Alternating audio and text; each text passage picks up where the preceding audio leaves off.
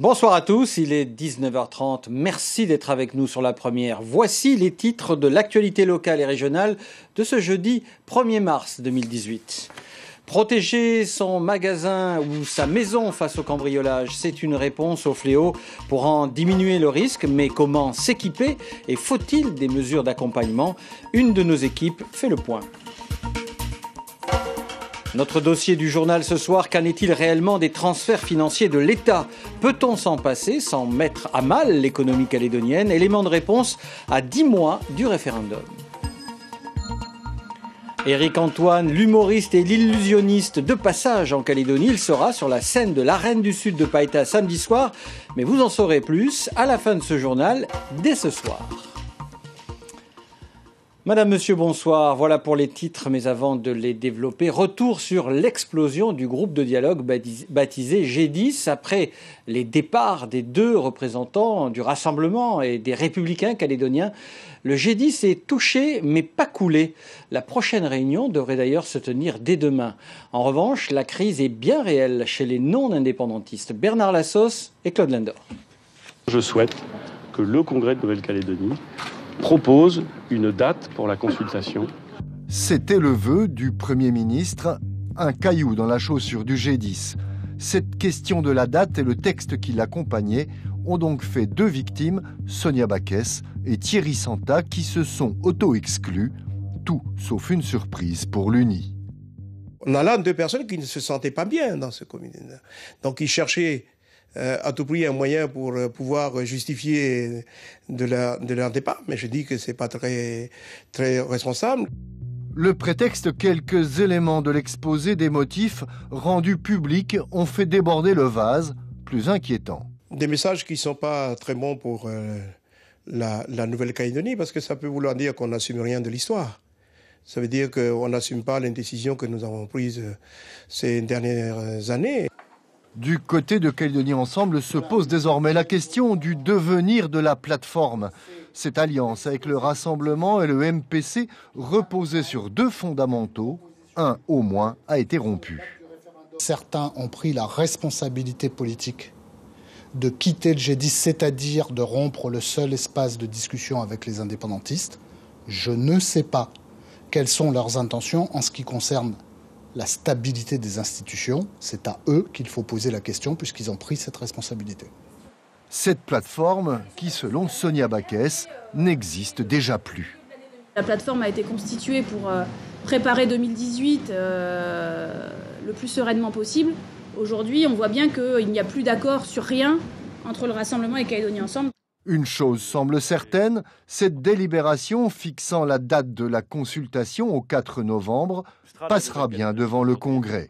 Il est absolument indispensable que le Congrès se saisisse de la date du référendum parce que c'est bien le moins qu'on peut attendre de nos élus. Quant au désormais G8, il continuera son bonhomme de chemin. Demain, je crois qu'il y a un G10, on y sera. Mais on travaillera avec ceux qui ont envie de travailler avec nous. Et puis de toute façon, la question de la souveraineté, c'est l'État et on discutera avec l'État. Il restera donc à observer les possibles mouvements au sein des groupes au Congrès. Et comme souvent, c'est à Paris le 27 mars prochain que nos politiques, pressés par l'État, devraient retrouver le chemin du dialogue. L'insécurité, le fléau des cambriolages. Depuis le début de l'année, il ne se passe pas une journée sans qu'il ne s'en produise un. À 2h ce matin, c'est le magasin Arizona du Mont-d'Or qui a été cambriolé. Les malfaiteurs ont pris la fuite avec leur butin. L'enquête de police est toujours en cours. Mais alors, qu'en est-il de la sécurisation des commerces? Faut-il penser à des mesures spécifiques en leur faveur? Natacha Cognard et Patrick Nicard ont mené l'enquête. Ce commerce de Dimbéa a été cambriolé samedi soir dernier. Aujourd'hui, les rayons sont à nouveau remplis de téléphones portables et d'ordinateurs, mais la directrice d'enseigne doit dépenser plus de 500 000 francs CFP pour les réparations, sans compter un nouvel investissement, du matériel de sécurité supplémentaire. On va devoir mettre en place des capteurs de vibration sur les vitres, mettre des caméras Full HD à l'extérieur pour pouvoir visionner les voleurs. Ça va nous coûter près d'1 million de francs de devoir mettre en place tout ça. Voilà. Le premier bilan statistique de l'insécurité et de la délinquance 2017 du ministère de l'Intérieur classe la Nouvelle-Calédonie parmi les 3 territoires ultramarins les plus impactés par les cambriolages, soit environ 15 vols pour 1000 logements. Depuis le début de cette année, les cambriolages touchent davantage les commerces et les locaux industriels. C'est le constat de la gendarmerie nationale qui, depuis 2 semaines, a rencontré près d'une 50aine de commerçants pour les informer et les conseiller. On doit assurer la sécurité au travers d'équipements, mais il y a également des comportements à adopter par certains commerçants, être plus vigilant, vérifier peut-être la nuit, faire des tours avec des entreprises de sécurité privées, etc. Il y a vraiment des choses qu'on peut mettre en place en mutualisant à moindre frais. Investir dans du matériel de sécurité, le syndicat des commerçants, le groupement professionnel des gérants de stations-service ainsi que le syndicat des importateurs et distributeurs y sont favorables. Mais dans un courrier, ils demandent notamment à ce que la réforme de l'impôt sur le revenu des personnes physiques, ou IRPP, adoptée par le Congrès en décembre 2016, soit appliquée à leurs entreprises. Pour rappel, cette réforme permet sous certaines conditions la déductibilité des travaux de sécurisation des biens et des personnes. Aujourd'hui, les entreprises sont obligées de s'adapter à ce qui se passe, donc de se sécuriser de plus en plus. Et là, il existe des taxes importantes sur certains blocs-portes. Donc, il faudrait ou les supprimer, ou exonérer, ou ouvrir des niches fiscales pour les entreprises, qu'elles puissent s'équiper en fermeture, en alarme, en sécurité, en fumigène. Ça a un coût pour les entreprises. Contacté aujourd'hui, le gouvernement de la Nouvelle-Calédonie n'a pas répondu à nos sollicitations. Les commerçants restent mobilisés pour que ces images de cambriolage et de saccage ne soient plus d'actualité. En bref, et toujours concernant cette série de cambriolages, cette information du procureur de la République, 2 mineurs de 17 ans bien connus des services de police ont été interpellés dans le cadre de l'affaire du casse à la voiture bélier de la station Shell de Tina. Le Ford Ranger qui a servi au casse avait été volé peu avant et 2 mineurs ont été placés en détention provisoire dans l'attente de leur jugement le 14 mars prochain. Manifestation de la CSTC, Force ouvrière ce matin dans le centre-ville. Revendications sociales, détournement de la loi sur l'emploi local, cherté de la vie. Le cortège est parti du quai Ferry peu après 8h, direction le Haut-Saria, le Congrès, puis retour sur les quais pour finir au gouvernement. Des images de Claude Lindor. L'énergie solaire, désormais accessible aux immeubles collectifs, le gouvernement lance une campagne de sensibilisation pour inciter les particuliers en immeubles collectifs à recourir aux panneaux solaires. Un double objectif, diminuer la dépendance aux énergies fossiles et réduire la facture d'électricité. Je vous propose d'écouter Nicolas Metzdorf au micro de Martine Nollet et de Nicolas Fasquelle. On a 2 objectifs à ce développement des panneaux solaires sur les immeubles. Le premier, il est environnemental, diminuer notre dépendance aux énergies fossiles et aussi réduire la facture d'électricité des particuliers. Les gens qui profitent de panneaux solaires sur leur immeuble vont voir leur facture d'électricité diminuer de 50 à 70%. C'est déjà une bonne chose. Et ensuite, la pose de panneaux solaires est, elle, défiscalisée, donc déduite des impôts. Notre dossier du journal ce soir pose clairement une question. Qu'en est-il des transferts de l'État ? Même s'ils sont en léger recul depuis 10 ans, ils représentent toujours une part importante des budgets des collectivités. Alors, la Nouvelle-Calédonie peut-elle se passer de l'argent de la France sans mettre en danger son économie ? Élément de réponse à 10 mois du référendum, un dossier signé de Bernard Lassos, Patrick Nicard et Hélène Grimaud.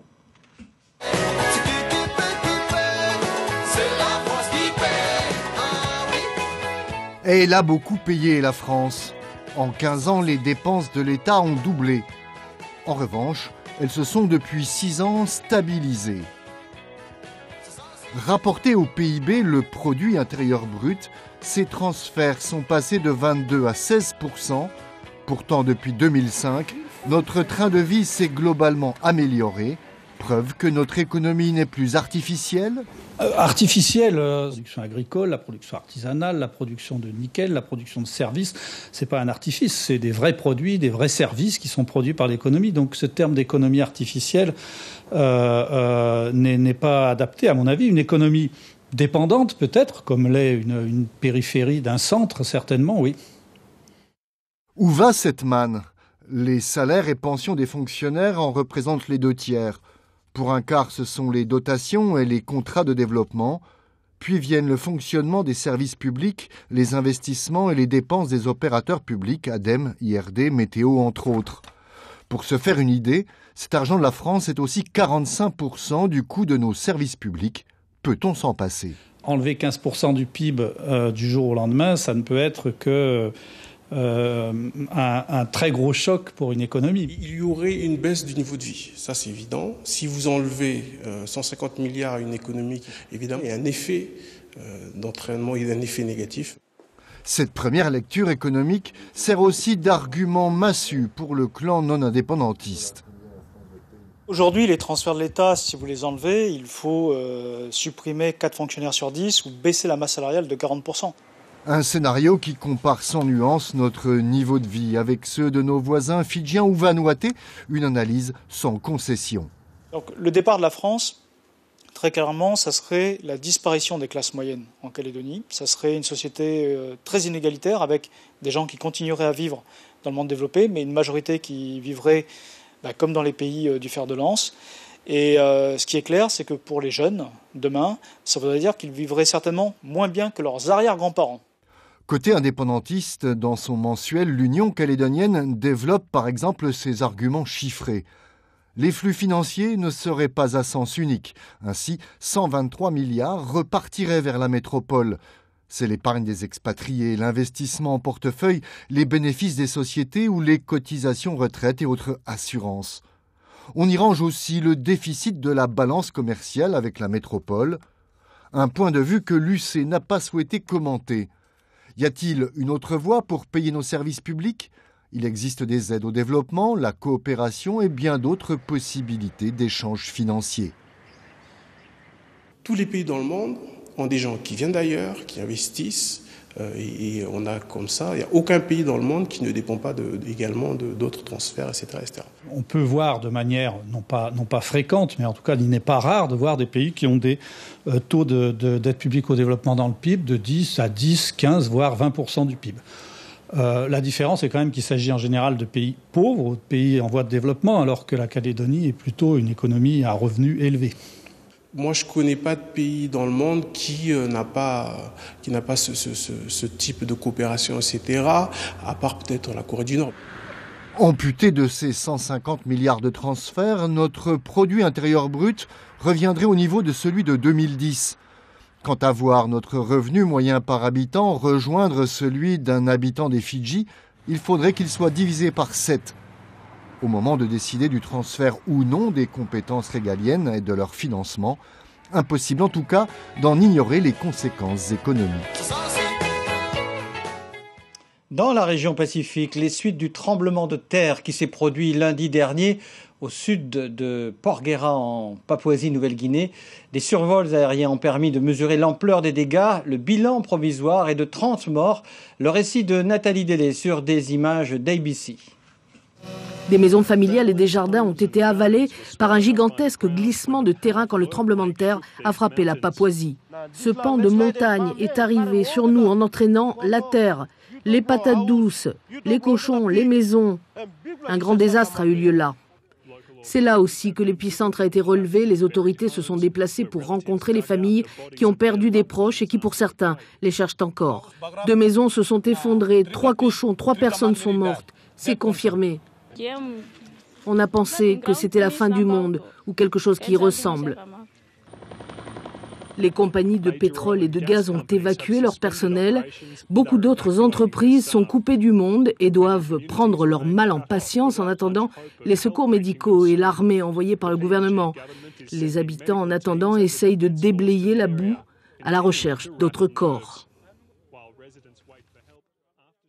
Calédonie avec une massue bec d'oiseau très précieuse. C'est l'association les amis du musée de Nouvelle-Calédonie qu'il a remis hier au musée de Nouvelle-Calédonie. L'objet ethnique avait d'abord été acheté aux enchères à New York en 2017. Il aurait été offert par un missionnaire de l'IFU, un docteur australien. L'intérêt majeur de cet objet provient justement d'une inscription manuscrite gravée dans sa partie supérieure. Elle indique que la massue avait été collectée par le pasteur protestant Macfarlane de la London Missionary Society. De la culture encore et un peu de légèreté cette fois pour finir. Éric Antoine, l'humoriste et l'illusionniste, sera sur la scène de la Reine du Sud de Païta samedi soir. Au menu, un florilège de ses précédents spectacles. Caroline Antich-Martin et Claude Lindor l'ont rencontré. Si Éric Antoine est grand, c'est bien sûr par sa taille, 2 mètres sous toison, et surtout par son talent. Son style unique est un savant mélange d'humour et d'illusion, une discipline hybride pour laquelle il a même inventé un nom. Réalité ou illusion? Attention, je recommence. Tiens, tu me tiens ça?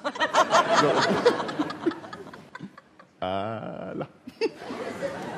Je trouvais que j'étais un humoriste dans le sens où j'avais une écriture d'humoriste, une vanne, un rire, une pensée d'humoriste, et en même temps, il y avait la magie. Donc il fallait trouver un terme, et j'ai trouvé ce terme qui était ce barbarisme, qui est l'humour illusionnisme.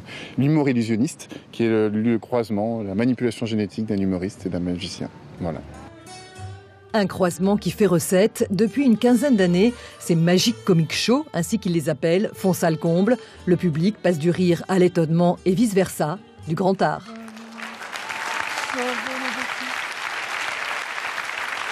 Ça va?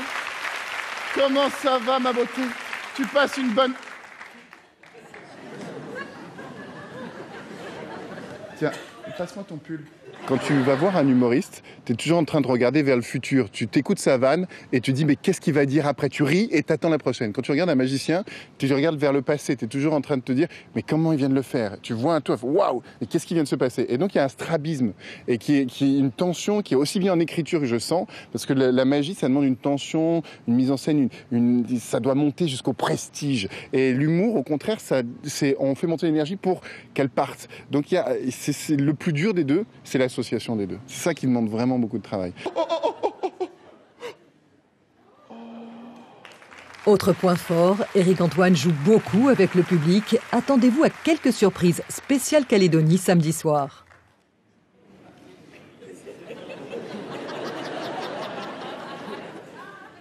Comment c'est possible? Qu'est-ce que vous avez comme téléphone? C'est un iPhone 6, ça? 6, bon, ok, on est en Suisse, il y a du pognon. Et toi, tu as quoi?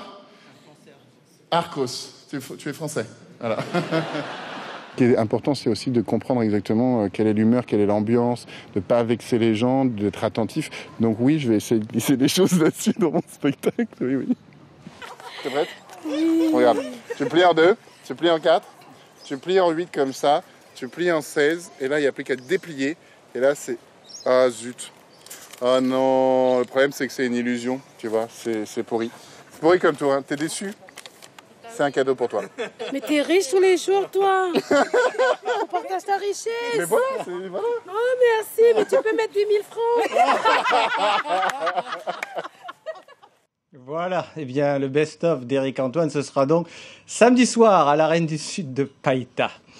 Voilà, c'est la fin de votre journal d'information. Merci de l'avoir suivi. Prochain rendez-vous d'actualité demain matin en radio dès 6h avec Malia Noukouan. À noter que l'invité de la matinale 5h demain 5h, oui. À noter que l'invité de la matinale radio de Thierry Belmont sera à 6h50, c'est bien l'heure. Frédéric Pratelli, le président du syndicat des commerçants. Vos questions au 258 258. Bien évidemment, continuez à nous suivre sur le web, Facebook et Twitter. Demain, vous retrouverez Yvan Avril dès 19h pour vous informer. Très belle soirée à vous sur la première.